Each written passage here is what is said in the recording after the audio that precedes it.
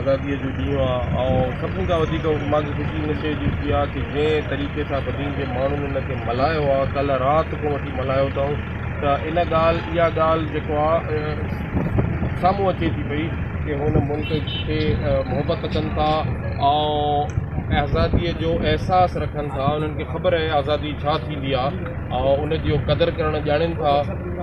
कुंडनि कड़छनि मां, ॻोठनि मां, नंढनि मां, इवन तव्हां ॾिसो अॼु जे शो में मलकानी शरीफ़ जहिड़ो नंढो शहरु आहे, उते जे जेके माण्हुनि टेबलो पेश कयो आहे उन जो असां कंपेरिज़न, उन जी भेटा असां कराचीअ जे कंहिं बि वॾे स्कूल आहे कंहिं बि उन सां करे सघूं था। माण्हुनि में टैलेंट आहे, मुल्क सां प्यारु कनि था। असांजो कमु आहे कि उन्हनि खे स्टेज मुहैया कयूं जिते अची उहो पंहिंजी टैलेंट खे ज़ाहिर कनि ऐं उहो पंहिंजे पाण खे अॻियां सुरखरू कनि ऐं तरक़ियूं कनि। ख़िदमत जो जज़्बो आहे, असां बि कंदासीं। माण्हुनि जो कमु आहे कि उहो अॻियां अचनि, उन्हनि खे सभु सहूलियतूं मिलंदियूं इंशाअल्लाह।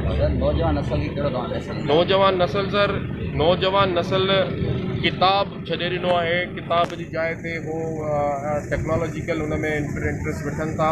हिकिड़ी आदत ठाहे वठनि कि राति घटि में घटि सुम्हण खां हिकिड़ी का किताब को अफ़सानो कुझु बि पढ़नि, दे शुड रीड।